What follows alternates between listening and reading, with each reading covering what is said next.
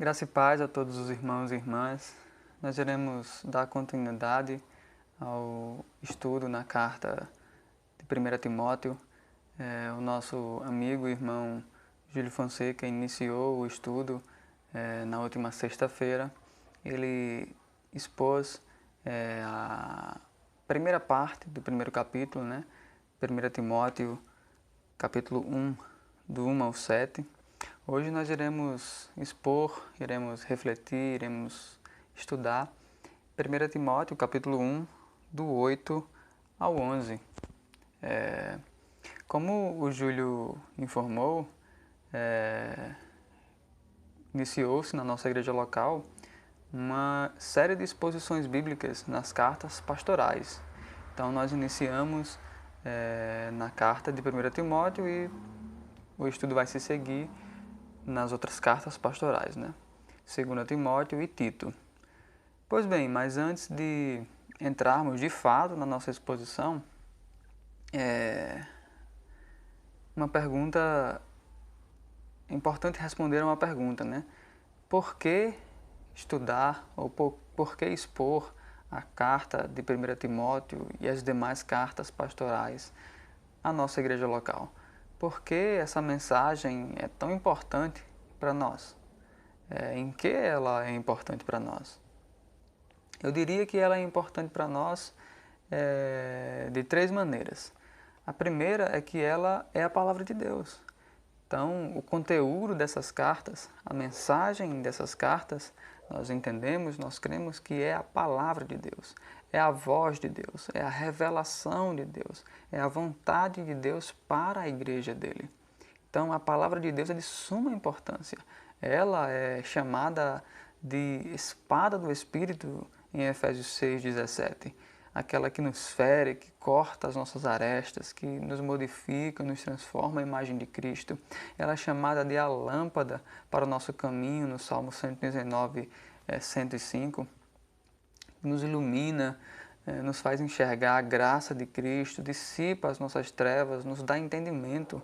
Ela é aquela que arde no nosso coração, a exemplo dos apóstolos que perguntaram a Jesus, que perguntaram, na verdade, uns aos outros, não estavam ardendo os nossos corações dentro de nós, enquanto Ele, Jesus, nos falava no caminho e nos expunha as Escrituras? Ou seja, não ardia o nosso coração à medida que a Escritura do Antigo Testamento era exposta para a gente por Cristo? Não renovava o nosso ânimo, nos enchendo de alegria? Ela é alimento que nos nutre, que nos faz crescer saudáveis, que nos leva ao amadurecimento adequado, como nos ensina Mateus 4,4. Ela é vida que ressuscita os vales de ossos secos da nossa existência, do nosso ser, nos tornando exuberantes, belos diante de Deus, como nos mostra Ezequiel 37,4. Ela é rocha que nos fundamenta, nos dá segurança, alicerce firme no qual podemos crescer, como nos ensina Mateus 7, do 24 ao 29, e Efésios 2, do 19 ao 21. Ela é que nos dá conhecimento e sabedoria, que nos ensina, orienta e nos ajuda nas nossas decisões, escolhas e caminhos, como nos mostra Provérbios capítulo 2. Então, ela é a palavra de Deus. 1 Timóteo também é a palavra de Deus. Então, por consequência, é tudo isso. Ela é de fundamental importância para os cristãos, para os crentes, nosso Senhor Jesus Cristo. Uma segunda razão pela qual é importante se estudar a carta de 1 Timóteo é que o Evangelho é anunciado nela. A mensagem do Evangelho é anunciada do início ao fim na carta de 1 Timóteo. O apóstolo Paulo estava envolto, imbuído do Evangelho, ao ponto de que cada verso expõe o Evangelho, cada verso expressa o Evangelho de alguma maneira. Desde a saudação, passando pelo meio da carta até o final, na despedida, o Evangelho do nosso Senhor e Salvador Jesus Cristo é exposto para nós hoje em dia. Uma terceira razão pela qual é importante expor a carta de 1 Timóteo na nossa igreja local, ou à nossa igreja local, é que essa carta, como as demais outras cartas pastorais, tratam de assuntos urgentes para a nossa igreja local. Que assuntos são esses? assuntos como ministério pastoral e diaconal, assuntos como pregação bíblica, sã doutrina, o culto cristão público e a adoração, o que é a igreja, quem é a igreja e como a igreja deve ser organizada, o ensino de falsos mestres e falsos profetas, né, como combater, eles devem ser combatidos ou não, o tratamento pastoral e da igreja para com as diferentes pessoas que a formam, velhos, anciãos, viúvas, jovens e os próprios ministros, como tratar de maneira diferente, isso vai ser exposto no capítulo 5 de 1 Timóteo, e um problema que é geral, né? Todos nós temos problemas com o amor ao dinheiro, o apego ao dinheiro. Então, são todos temas que estão presentes na carta de 1 Timóteo e que são urgentes, são necessários para a nossa igreja local em razão das situações que ela vem enfrentando já há algum tempo, né? Então, essas três razões são uma maneira de responder a essa pergunta. Por que expor a carta de 1 Timóteo? Em que ela é importante? Ela é importante porque ela é a palavra de Deus, ela é importante porque o Evangelho é anunciado nela e ela é importante porque trata de assuntos urgentes para a nossa igreja local. Então, o tema central das cartas pastorais é a igreja. Como ela deve ser organizada, como ela deve ser gerida, como a sã doutrina é importante para a saúde dela e para a saúde dos seus ministros. E esse é um assunto de fundamental importância para nós atualmente. Pois bem, então depois dessas palavras iniciais, vamos à exposição de 1 Timóteo, capítulo 1, do 8 ao 11. Então vamos fazer a leitura desse texto.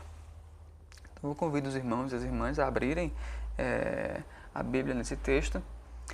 1 Timóteo, capítulo 1, do 8 ao 11, diz assim: Sabemos, porém, que a lei é boa, desde que usada de forma legítima, reconhecendo que não é feita para o justo, mas para transgressores e insubordinados, incrédulos e pecadores, ímpios e profanos, para os que matam pai e mãe e para homicidas, para devassos, homossexuais, exploradores de homens, mentirosos, os que proferem falsos juramentos e para todo o que é contrário à sã doutrina, a qual está em harmonia com o que me foi confiado, a saber, o Evangelho da glória de Deus, da glória do Deus bendito. Vamos orar, irmãos? Oremos. Deus, nosso Pai, nosso Criador, queremos confessar nossa dependência de Ti, nossa completa dependência do Teu Espírito para termos a nossa mente iluminada, para compreendermos a Tua Escritura, para sabermos como aplicá-la. Senhor, nós dependemos de Ti. Somos fracos e não conseguimos expor somente a Tua Palavra. Vez ou outra nós colocamos as nossas ideias, colocamos os nossos pensamentos no meio. Então queremos pedir, em nome de Jesus Cristo, que os nossos pensamentos sejam afastados e a Tua Palavra prevaleça, Deus. E se algum pensamento nosso for dito e pensamentos que atrapalhem a Tua Palavra, que esses pensamentos sejam imediatamente esquecidos das mentes dos irmãos e das irmãs. Então é assim que nós te oramos, Deus, confessando que somos dependentes e que pregamos a Tua Palavra com temor e tremor no coração. Oramos assim humildemente em nome de Jesus Cristo, Deus. Amém. Bom, o nosso estudo se dará da seguinte maneira. Nós primeiro faremos uma recapitulação do estudo anterior, ministrado pelo Júlio. Em seguida, nós vamos expor esse texto que acabamos de ler. Vamos expor verso a verso. E, finalmente, concluindo, nós iremos fazer algumas aplicações para o tempo presente, para o hoje. Então, recapitulando o que foi ministrado na última exposição, uma primeira questão que poderíamos fazer para tentar resumir o conteúdo desses versos iniciais capítulo 1 de 1 Timóteo, do 1 ao 7, é a quem a carta foi direcionada. A carta foi escrita para Timóteo, mas quem era Timóteo? Timóteo era um jovem natural de Listra. Listra era uma cidade de uma região chamada de Ásia Menor, que atualmente é o país da Turquia. Ele residia nessa cidade, Listra, e Paulo o encontrou na sua segunda viagem missionária. Paulo fez 4 viagens, e na segunda viagem missionária, ao passar por Listra e anunciar o evangelho em Listra, ele ouviu falar de um discípulo dedicado, que dava bom testemunho de Cristo naquela cidade, dava bom testemunho de ser um jovem dedicado à mensagem de Deus, à mensagem do Senhor, às Escrituras do Antigo Testamento. Então Paulo ouviu falar de Timóteo e o quis levar como missionário, como discípulo e futuro missionário e futuro pastor que ele seria, né? Então ele era natural de Listra, a sua mãe se chamava Eunice, ela era uma judia, e o seu pai era grego. A Escritura não diz o nome do pai de Timóteo, mas diz o nome da avó, Loide, né, que teve importância fundamental na sua criação também. Diz a Escritura, no verso em 1 Timóteo 3,15, que o Timóteo nasceu em um lar e desde pequeno a ele foi ensinado as Sagradas Letras, ou o conteúdo da Sagrada Escritura, em especial do Antigo Testamento, que era o que já havia registrado naquela época. Então, provavelmente ele já nasceu em um lar crente, em um lar dedicado ao Senhor, dedicado à lei do Senhor, dedicado ao estudo da Sagrada Escritura, do Antigo Testamento. Então, ele filho de uma judia, de um pai grego, ao ser chamado por Paulo para segui-lo, para se tornar um discípulo de Paulo e um missionário, Paulo decide circuncidar Timóteo. Por que Paulo faz isso? Porque Paulo, nas suas viagens, ele primeiro ia de encontro aos judeus. Paulo era também um judeu convertido a Cristo, e ele, quando chegava nas cidades, o primeiro ponto de contato dele era com os outros judeus. Ele pregava nas sinagogas para então pregar aos gentios. Então, para evitar qualquer situação de escândalo, de constrangimento com os judeus, Paulo decide então circuncidar Timóteo, né? Então, Paulo leva Timóteo na sua segunda viagem missionária, um jovem que se torna discípulo de Paulo, se torna missionário e posteriormente se torna pastor da igreja de Éfeso. Nessa ocasião em que ele recebe essa carta, a primeira carta de Paulo a Timóteo, ele já estava pastoreando a igreja de Éfeso. Então ele iniciou o pastorado cedo, jovem, né? O jovem naquela época era abaixo de 40 anos, né? Entre 30 e 40 anos. Então, ele iniciou o seu pastorado jovem e, inclusive, esse era um motivo de alguns questionamentos na igreja de Éfeso. Alguns irmãos questionavam a autoridade de Timóteo em razão desse critério. Só que era um critério equivocado, né? Paulo, inclusive, insta Timóteo, no capítulo 4 de 1 Timóteo, no versículo 12, ele diz para Timóteo: olha, ninguém o despreze pelo fato de você ser jovem, mas seja um exemplo para os fiéis na palavra, no procedimento, no amor, na fé e na pureza. Então, Timóteo estava enfrentando essa dificuldade, né? Ele estava sendo questionado na sua autoridade em razão da sua juventude, em razão de ser ainda um pouco inexperiente, não ter tanta experiência no ministério pastoral ainda. Então, Paulo escreve essa carta a ele, mas não só para ele. Provavelmente essa carta também foi direcionada para a igreja de Éfeso. Essa carta deveria ser lida pela igreja de Éfeso, provavelmente, ou pelo menos ser lida pela liderança de Éfeso, né? Por qual razão? Porque haviam algumas pessoas que Paulo identifica como falsos mestres que estavam disseminando falsas doutrinas entre os irmãos da igreja de Éfeso. E Timóteo deveria combater essas falsas doutrinas, combater esses falsos ensinamentos com a sã doutrina, com a doutrina saudável, com a doutrina correta. E para fazer isso, para ter êxito, nesse confrontamento, ao mesmo tempo em que ele era jovem e estava sendo questionado na sua autoridade, Paulo escreve essa carta e se identifica muito enfaticamente como apóstolo. Veja no capítulo 1, verso 1, que diz assim: Paulo, apóstolo de Cristo Jesus, segundo a ordem de Deus, nosso Senhor, nosso Salvador, e de Cristo Jesus, nossa esperança. Ele deixa claro que o seu apostolado não foi ele que inventou, não foi a igreja que inventou, não veio em razão de alguns irmãos e irmãs que impuseram a mão sobre ele, não, foi algo dado pelo Senhor. O próprio Senhor o chamou para o apostolado e ele tinha autoridade para tal. Ele estava usando a sua autoridade nesse momento para apoiar Timóteo, para dizer: olha, Timóteo, você tem o meu apoio e é isso mesmo que você deve fazer, combater o falso ensino. Isso está aí no verso 3, né? 1 Timóteo capítulo 1, verso 3.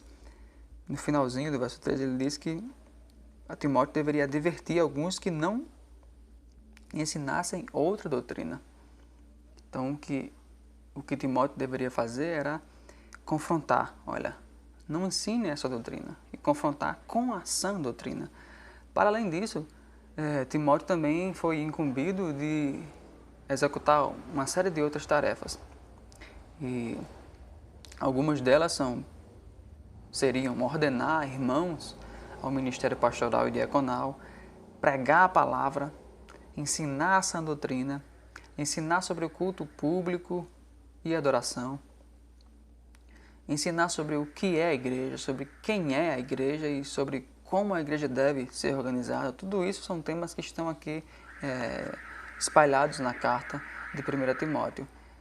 E os irmãos e as irmãs vão poder refletir sobre essas questões durante as exposições que serão feitas em 1 Timóteo. Esses temas também estão presentes em 2 Timóteo e em Tito.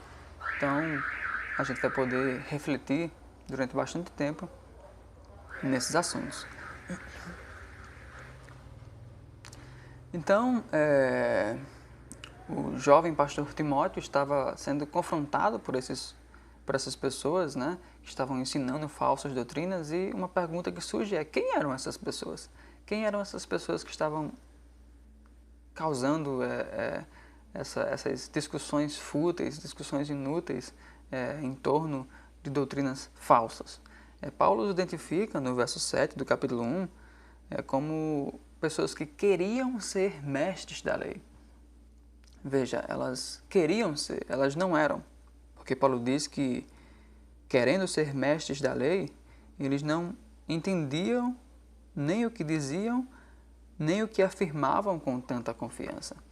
Então, eles queriam ser mestres da lei e criavam uma série de doutrinas falsas, e essas doutrinas estavam sendo disseminadas pela igreja. E ao mesmo tempo em que eles criavam essas doutrinas, eles confrontavam a autoridade de Timóteo como pastor. Então essas pessoas provavelmente eram irmãos, eram cristãos, mas eram irmãos e cristãos nominais, só de nome. Na verdade, eles poderiam ser cristãos que estavam se desviando da mensagem, da santa mensagem, da sã doutrina do Evangelho de nosso Senhor e Salvador Jesus Cristo. Isso porque em 1 Timóteo 1, 6, o apóstolo Paulo diz: alguns se desviaram dessas coisas. Que coisas? De um amor que procede de um coração puro, que está no verso 5, de uma boa consciência e de uma fé sem hipocrisia. Ou seja, eles estavam se desviando da sã doutrina, do verdadeiro evangelho. Alguns se desviaram dessas coisas e se entregaram a discussões sem propósito algum, querendo ser mestres da lei. Então, provavelmente eram pessoas que se diziam cristãs, se diziam irmãos, mas só de nome, não eram de verdade. Eles queriam status, queriam serem mestres da lei, mas não eram de fato mestres da lei, porque não entendiam a lei. E estavam se desviando de um amor que procede de um coração puro, de uma boa consciência e de uma fé sem hipocrisia.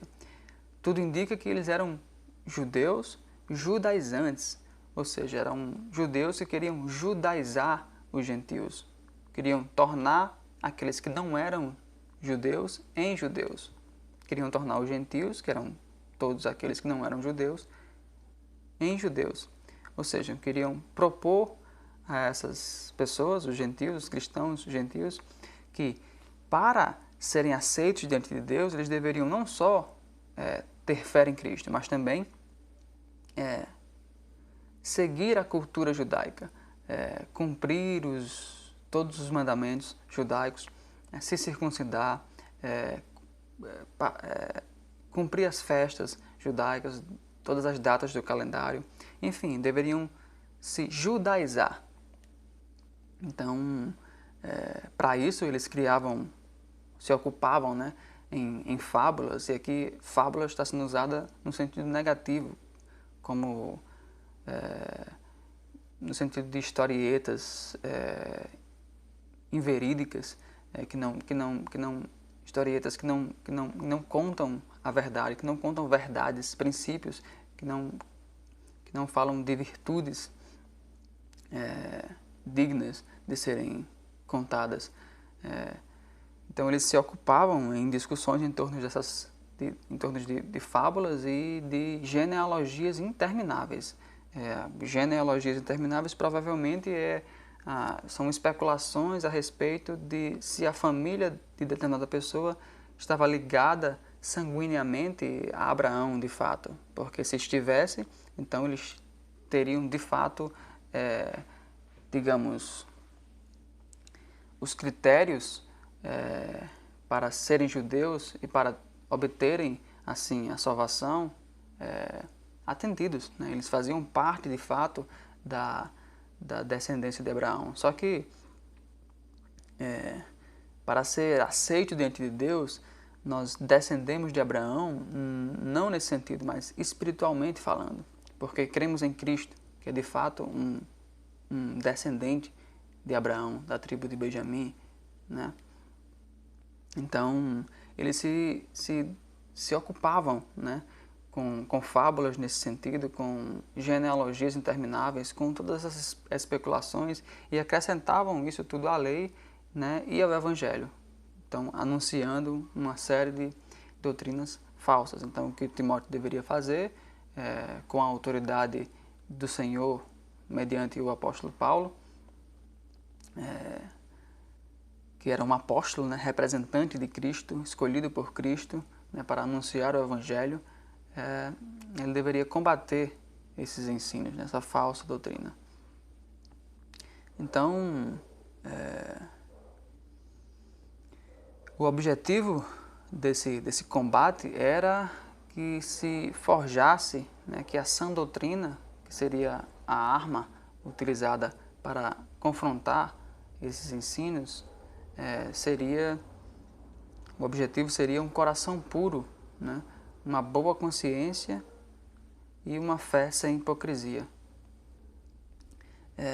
E veja, essas coisas só podem ser geradas mediante a exposição da sã doutrina. Por isso que Paulo, né, foca na exposição da sã doutrina, sobretudo no verso 11, né,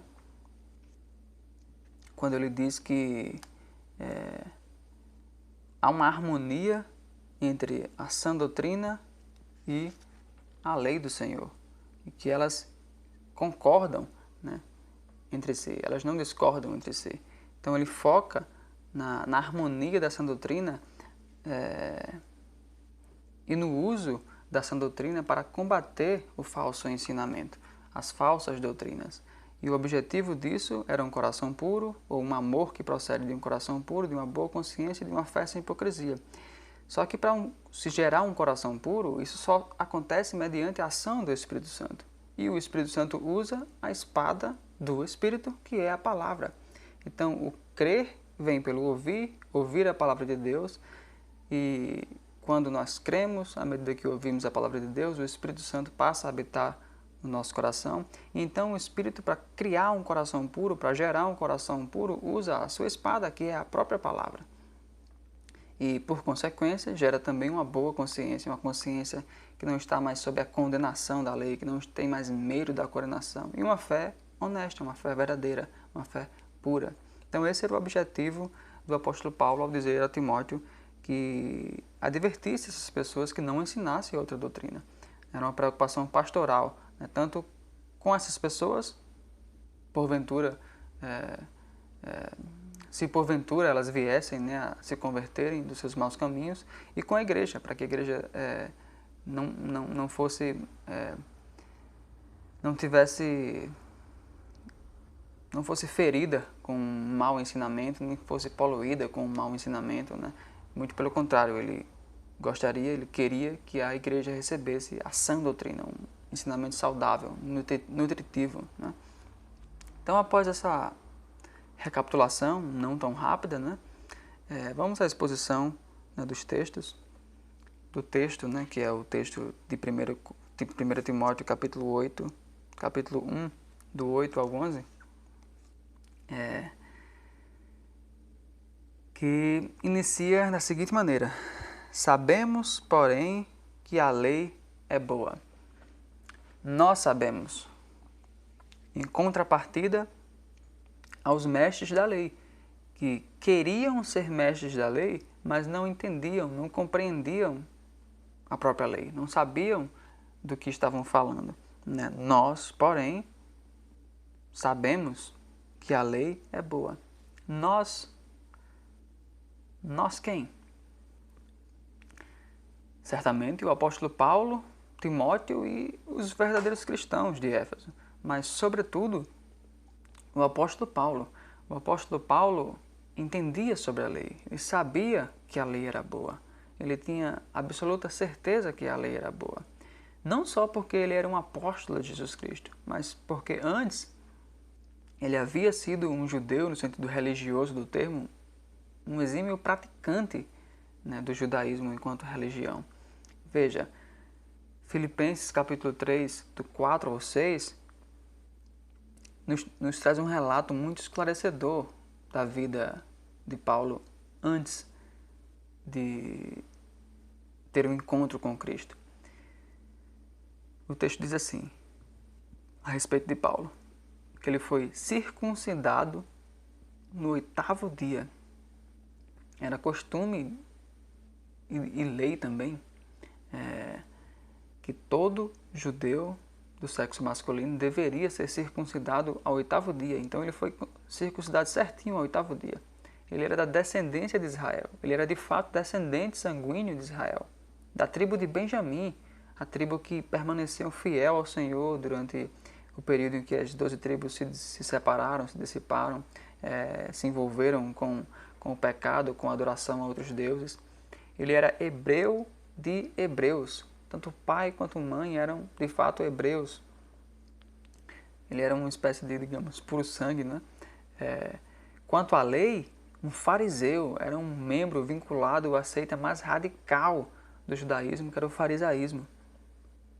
Quanto ao zelo, perseguia a igreja. Ele era tão zeloso da lei, ele era um fariseu tão zeloso que a igreja era uma espécie de sujeira que deveria ser expurgada, porque atrapalhava a lei do Senhor, atrapalhava a prática do judaísmo, e ele por isso perseguia a igreja, crendo que estava fazendo algo bom, crendo que estava cumprindo a vontade de Deus na terra. Quanto à justiça que há na lei, eu era irrepreensível. Ora, para ser justo diante da lei, precisava-se cumprir a lei completa. Isso incluía mais ou menos 600 mandamentos. Então ele diz que quanto à justiça que há na lei, ele era irrepreensível, cumpria todos os mandamentos, um por um, né? Então ele sabia a respeito da lei, ele sabia que a lei era boa, por isso ele fala, sabemos, porém, que a lei é boa. Não somos falsos mestres. Fomos chamados por Deus para isso, para sermos apóstolos, né? No caso, Paulo, né? Timóteo havia sido chamado para ser pastor da igreja de Éfeso. Então, Paulo não era um falso mestre, assim como os que pretendiam ser mestres da lei, mas não eram, porque não entendiam, não compreendiam a lei, acrescentavam coisas a ela. Então, Paulo afirma categoricamente, dizendo: sabemos, porém, que a lei... Que lei?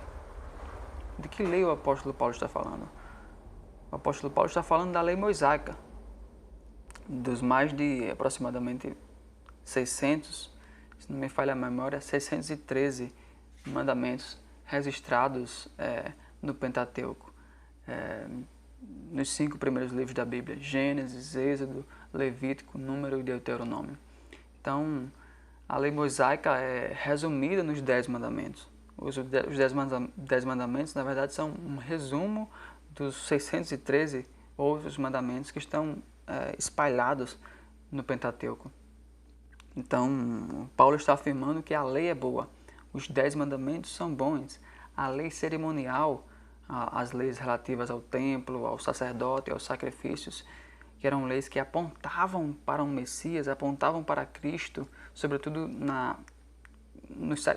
no sacrifício de animais, de um cordeiro, né, em lugar dos pecadores, era algo que apontava para o Messias, apontava para a necessidade de um Salvador, apontava para o fato de que nós não conseguimos cumprir a lei, que precisamos de alguém que cumpra por nós.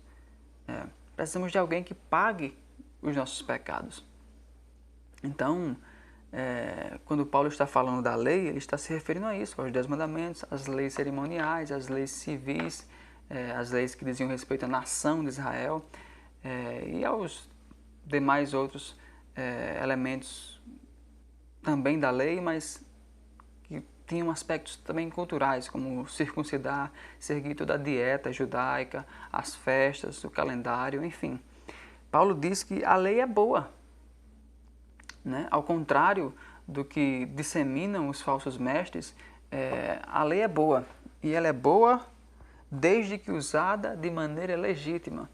Porque se a lei é usada de maneira ilegítima, passa a impressão de que ela é boa. Ora, se ela está sendo usada de maneira errada, então eu posso achar que ela é de fato errada, que ela é de fato ruim, uma vez que ela está sendo usada de maneira ruim. Mas Paulo afirma que a lei é boa desde que é usada de forma legítima. Então surge uma pergunta: como usar a lei da maneira correta? Qual é o uso correto da lei? Qual é o propósito da lei? Para que serve a lei? Essa, inclusive, é uma pergunta que o próprio apóstolo Paulo já havia feito, né, para ele mesmo, em Gálatas 3,19. Ele faz essa pergunta e ele mesmo responde aos Gálatas, né? Ele pergunta: então, para que serve a lei? Ou seja, qual é o propósito da lei? Então, uma primeira coisa que a gente pode refletir a respeito disso é que a lei é santa, é justa e é boa, como está registrado lá em Romanos 7,12. Ora, se a lei é santa, é justa e é boa, se a lei foi criada por Deus, foi dada por Deus ao seu povo, então ela revela o caráter, a beleza e a perfeição de Deus. Ela revela a santidade, a justiça e a bondade de Deus. A lei revela aquilo que Deus é em, no mínimo, 3 aspectos: santidade, justiça e bondade. A lei expressa isso, expressa esses atributos divinos. Então, ela serve, né, uma primeira serventia da lei é que ela serve para mostrar quem Deus é, a natureza divina, né? A lei nos expressa, nos fala sobre a santidade divina, sobre a justiça divina e sobre a bondade divina. Uma segunda serventia da lei é que a lei identifica o que não é da natureza de Deus.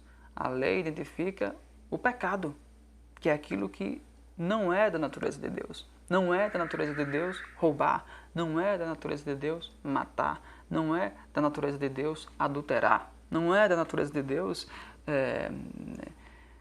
mentir, dizer falso testemunho. Então a lei, ela identifica aspectos de Deus, atributos de Deus como santidade, justiça e bondade.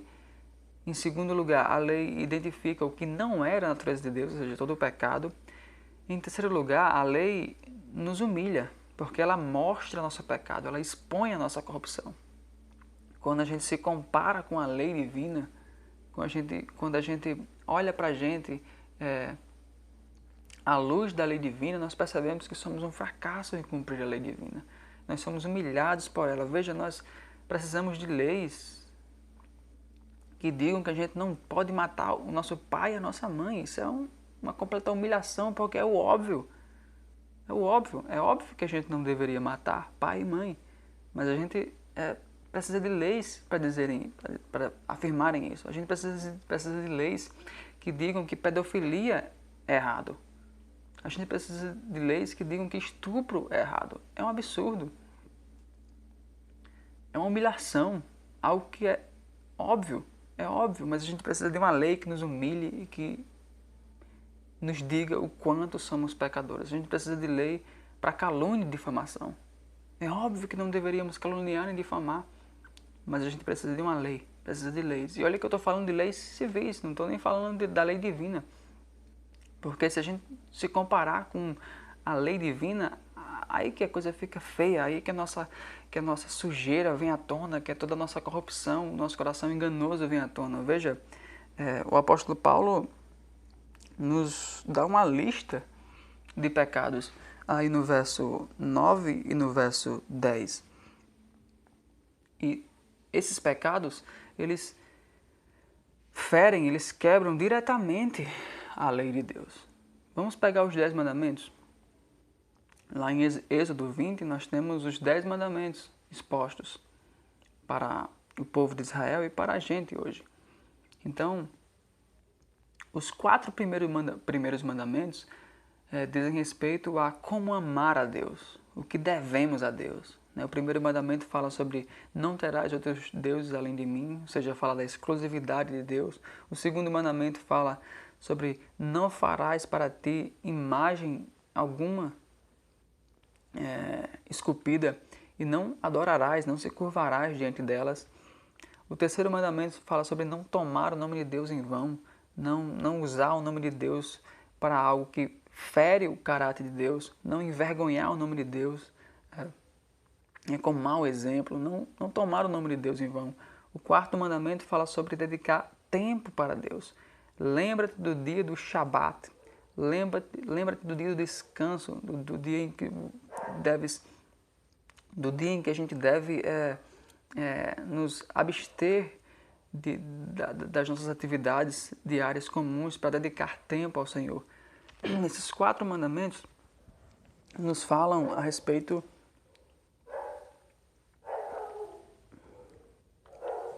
de como devemos amar a Deus, de como devemos nos portar diante de Deus, daquilo que devemos a Deus. E veja, nessa lista de pecados que o apóstolo Paulo apresenta, os 6 primeiros pecados são uma quebra frontal desses mandamentos de amar a Deus. O primeiro que aparece é transgressores, aqueles que quebram a lei de Deus, porque não creem em Deus, porque não têm Deus como seu único Deus. Provavelmente têm a si mesmo como deuses. Transgressores que quebram a lei de Deus, insubordinados que se rebelam contra Deus, irreverentes que não respeitam a Deus e ridicularizam Deus, ou seja, não tomam o nome de Deus em vão. Pecadores, aqueles que rejeitam a Deus e fazem o que Deus odeia. Ímpios, aquele que não é pio, que não é piedoso, não tem crença e devoção para com o Senhor. Profanos, aqueles que desrespeitam o nome de Deus e aquilo que Deus é. Então esses 6 primeiros pecados listados pelo apóstolo Paulo são 6 pecados que quebram diretamente, em especial, os 4 primeiros mandamentos. Prosseguindo, veja, aparece o pecado de matar pai e mãe. Esse pecado fere diretamente, quebra diretamente o 5º mandamento. Honra teu pai e a tua mãe é o 5º mandamento. Quando não honramos nosso pai e nossa mãe, e isso é levado ao extremo, algumas pessoas chegam a matar pai e mãe. Essa lista de Paulo é uma lista de pecados que foram levados ao máximo. O próximo item dessa lista horrenda do apóstolo Paulo é homicidas. Homicidas fere diretamente o 6º mandamento, quebra diretamente o 6º mandamento. O 6º mandamento diz: não matarás ou não assassinarás.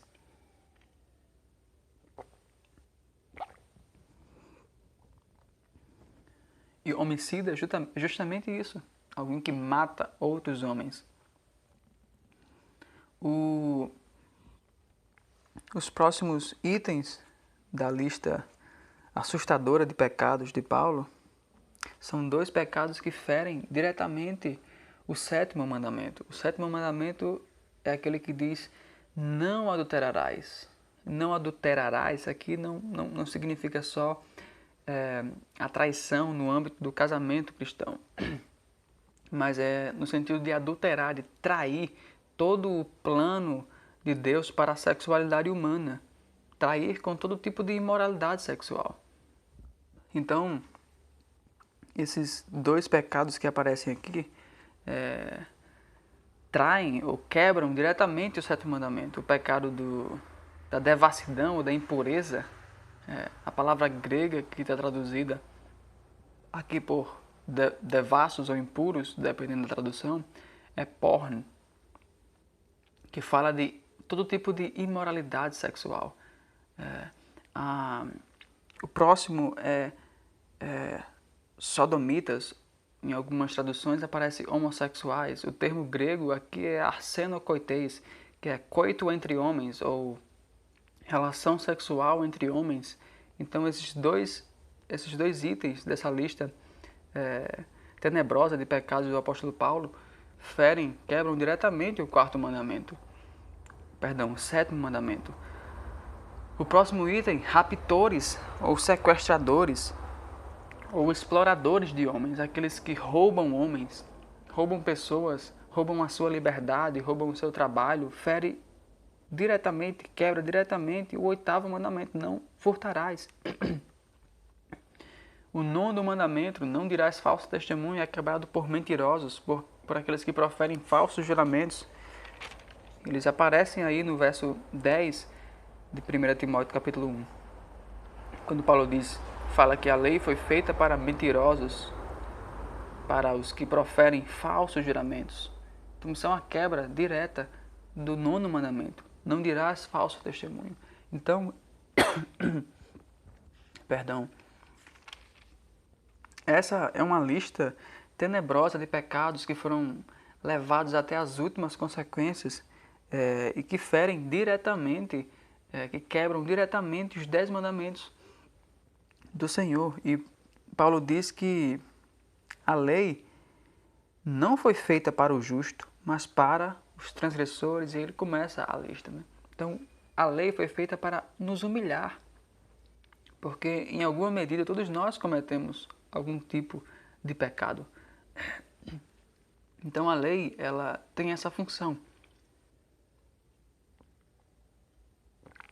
Além de a lei identificar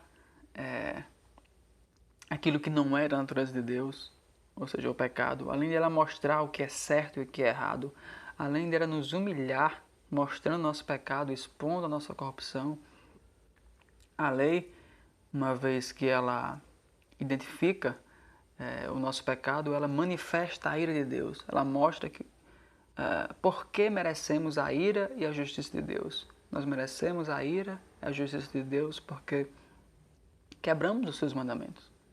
Não amamos o próximo como deveríamos amar. Não amamos a Deus como deveríamos amar. Somos egoístas, mentirosos, somos egocêntricos, somos cobiçosos, somos mentirosos, traímos uns aos outros. Somos um fracasso. Então a lei serve para mostrar isso e mostrar o porquê Deus está irado e tem que aplicar a sua justiça, ou seja, tem que condenar pecadores.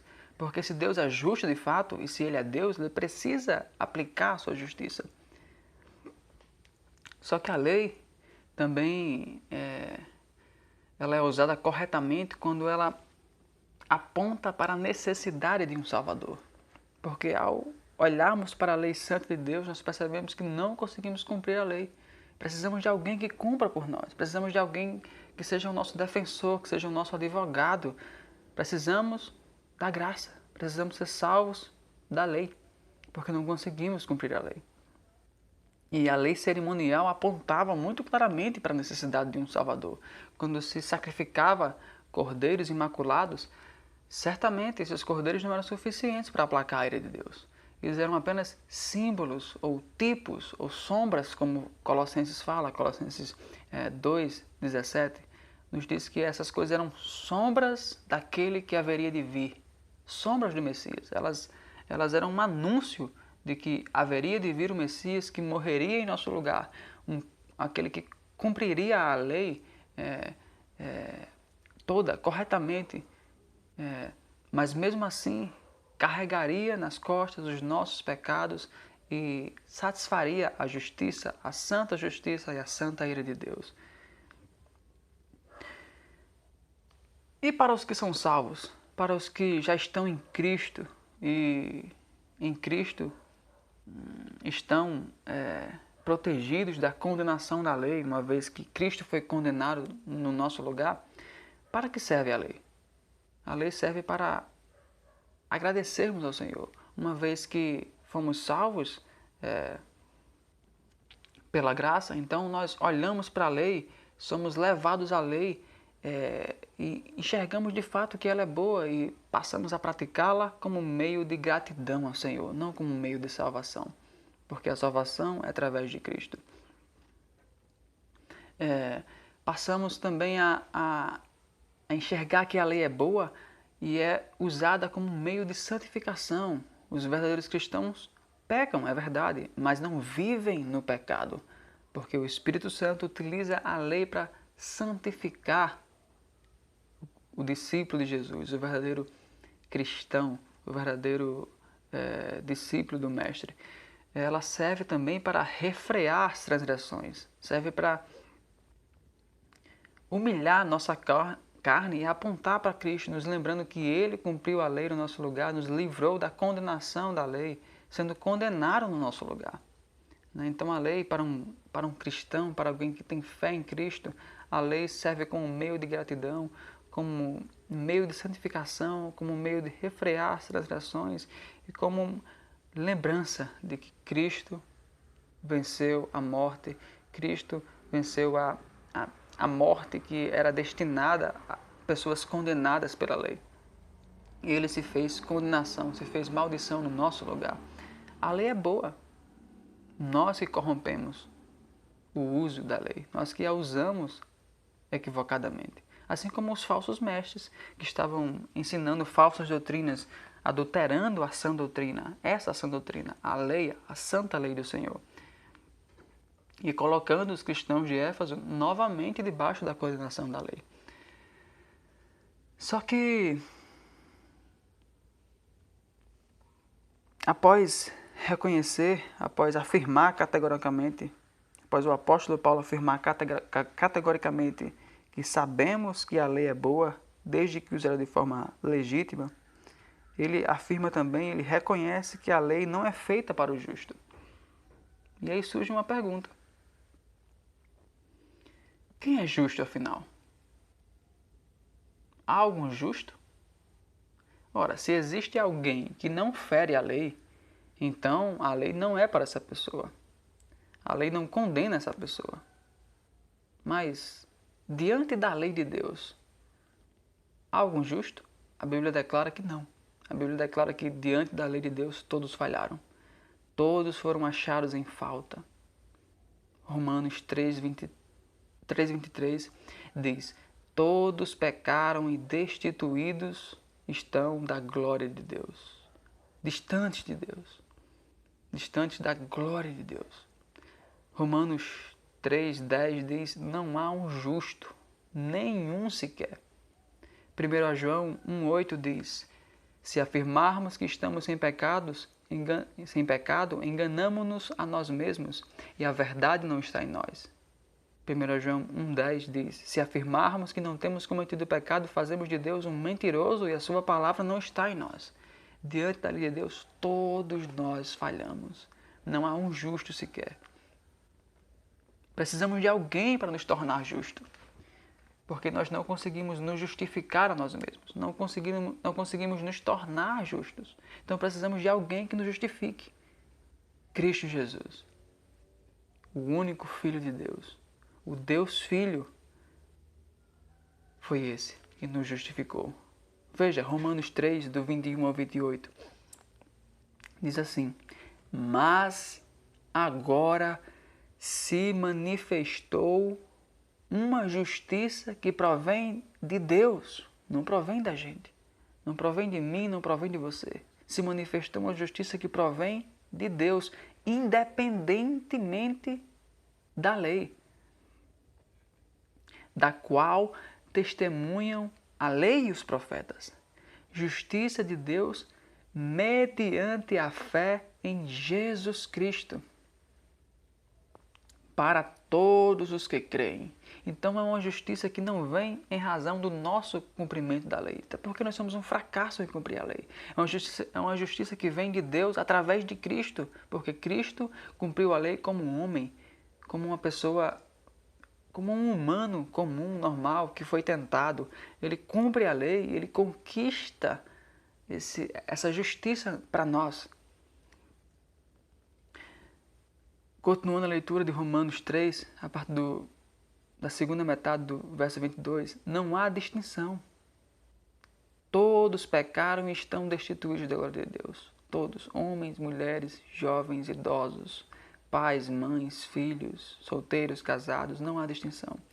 Sendo justificados gratuitamente por sua graça, por meio da redenção que há em Cristo Jesus. Cristo Jesus é quem nos justifica.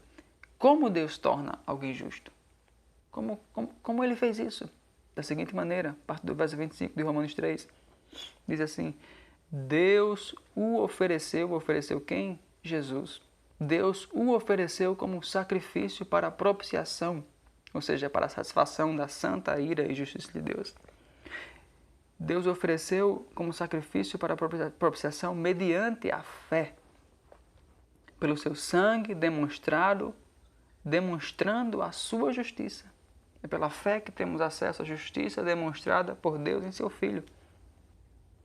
Em sua tolerância, havia deixado impunes os pecados anteriormente cometidos, mas no presente demonstrou a sua justiça, a fim de ser justo e justificador daquele que tem fé em Jesus Cristo. Onde está, então, o motivo da vanglória? É excluído. Baseado em que princípio? No da obediência à lei? Não, mas no princípio da fé, pois sustentamos que o homem é justificado pela fé, independente da obediência à lei. Não conseguimos cumprir a lei, irmãos e irmãs. Somos justificados então pela fé naquele que cumpriu a lei, na fé naquele que recebeu a ira e a justiça de Deus no nosso lugar, que recebeu a condenação pelos nossos pecados. Só assim esse texto de 1 Timóteo 1,9 se aplica à vida de seres humanos como a gente, meros mortais, pecadores. Só assim um pecador pode ser declarado justo mediante a fé em Cristo. Só assim um pecador pode dizer: portanto, agora já não há condenação para os que estão em Cristo Jesus, porque por meio de Cristo Jesus a lei do Espírito de vida me libertou da lei do pecado e da morte, porque aquilo que a lei foi incapaz de fazer por estar enfraquecida pela carne, Deus fez enviando seu próprio Filho à semelhança do homem pecador, como oferta pelo pecado, e assim condenou a morte na carne, a fim de que as justas exigências da lei fossem plenamente satisfeitas em nós, que não vivemos segundo a carne, mas segundo o Espírito. Esta sã doutrina se vê no Evangelho. Veja, verso 11. A qual está em harmonia com o que me foi confiado, a saber, o Evangelho da glória do Deus bendito. O Evangelho,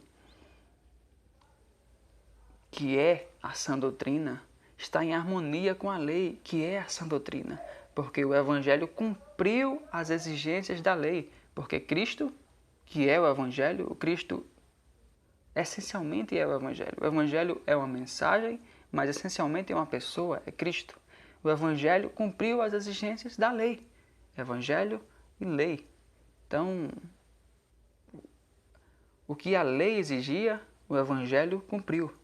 Nós temos acesso à justiça da lei mediante a justiça de Cristo, porque Ele cumpriu a lei e nos justificou. Nós não conseguimos cumprir um mandamento sequer. Cristo cumpriu perfeitamente a lei. Portanto, o Evangelho está em harmonia com a lei. A lei confirma o Evangelho e o Evangelho confirma a lei.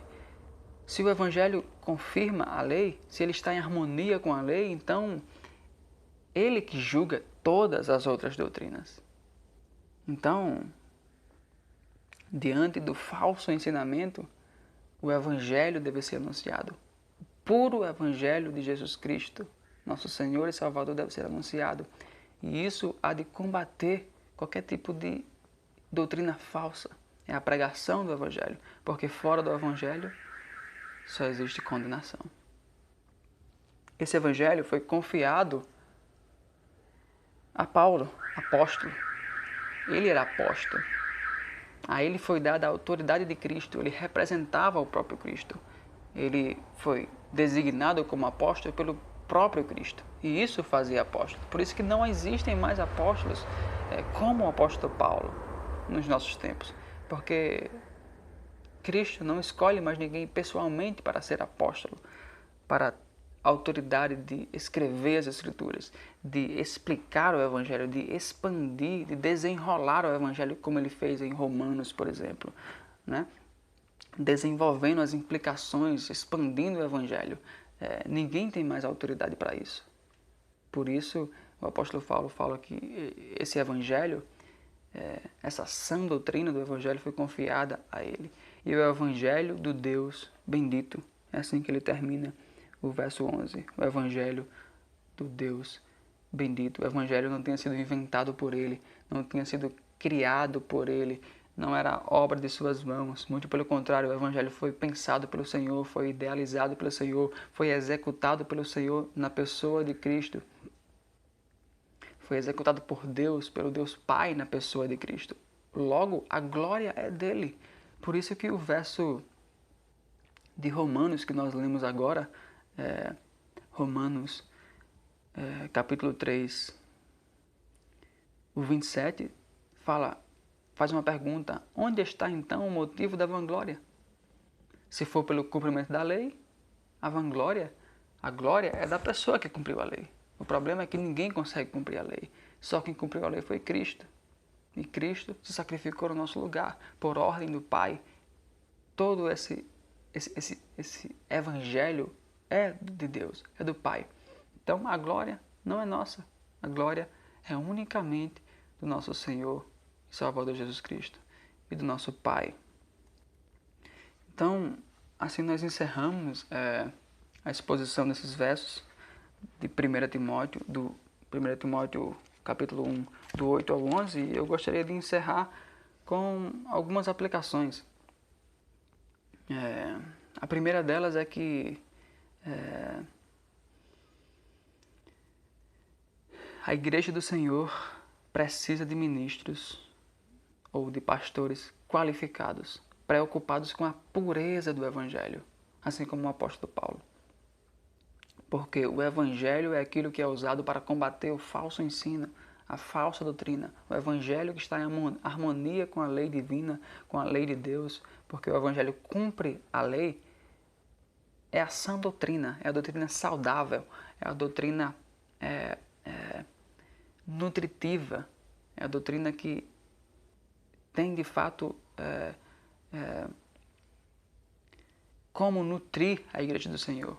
E é essa doutrina que deve ser pregada, é essa doutrina que deve ser anunciada, e ela é suficiente para, inclusive, dissipar todo o falso ensinamento. A palavra deve ser pregada e aplicada. Uma outra aplicação é que a igreja não deve ser legalista, achando que a salvação vem pela lei. Uma outra aplicação, ao contrário dessa, é que a igreja não deve ser libertina, achando que, uma vez que já estamos salvos, uma vez que já estamos vivendo a graça, podemos pecar à vontade. Não, porque ao sermos salvos, Cristo nos mostra a lei de novo. Olha, aqui está a lei. Cumpram ela como um meio de santificação, de gratidão. Diante da lei, finalmente, concluindo, somos todos pecadores condenados. Por meio de Cristo, somos justificados e apresentados santos diante de Deus. Se você é cristão, lembre disso. Lembre que Cristo, você só está aqui agora, vendo esse vídeo, assistindo essa mensagem, porque Cristo se tornou condenação no seu lugar. Lhe justificou pelo sacrifício dele. Recebeu aquilo que era para você receber. Se você não é cristão, saiba que diante da lei todos nós somos condenados. Todos nós somos um fracasso diante da lei do Senhor. Mas o próprio Deus oferece Cristo. E para ter acesso à justiça que é em Cristo, você só precisa crer nele, crer na sua obra, crer na sua mensagem, crer na sua pessoa. E então o Espírito Santo passará a habitar você pelo poder que há em Cristo Jesus, pelo poder que foi usado para ressuscitar Cristo dentre os mortos, o poder do Espírito Santo. E ele passará, sem dúvida, a transformar a sua vida mediante a espada do Espírito, que é a palavra de Deus. Então, encerramos assim e convidamos os irmãos e as irmãs para uma oração final. Oremos. Deus, nosso Pai, queremos te agradecer pela tua santa lei. Obrigado por deixar ela registrada na Escritura. Obrigado porque podemos abrir, podemos ler, podemos ter acesso a ela ainda em liberdade no nosso país. Obrigado, Senhor, por enviar o teu Filho e ele, como humano como nós, cumpriu a lei, cumpriu todas as exigências da lei, se fez condenação no nosso lugar e nos deu acesso à justiça, a justiça que nós não conseguiríamos por nós mesmos. Então, que o Senhor sensibilize o nosso coração com essa mensagem, que o Senhor amoleça o nosso coração com essa mensagem e nos leve a dar glória a Ti, a nos alegrar no Teu nome, a ter paz em Ti. Paz porque antes éramos condenados, hoje somos salvos, libertos e temos a Tua justiça em nós. Então é isso que nós te oramos em nome de Jesus Cristo, Deus. Amém.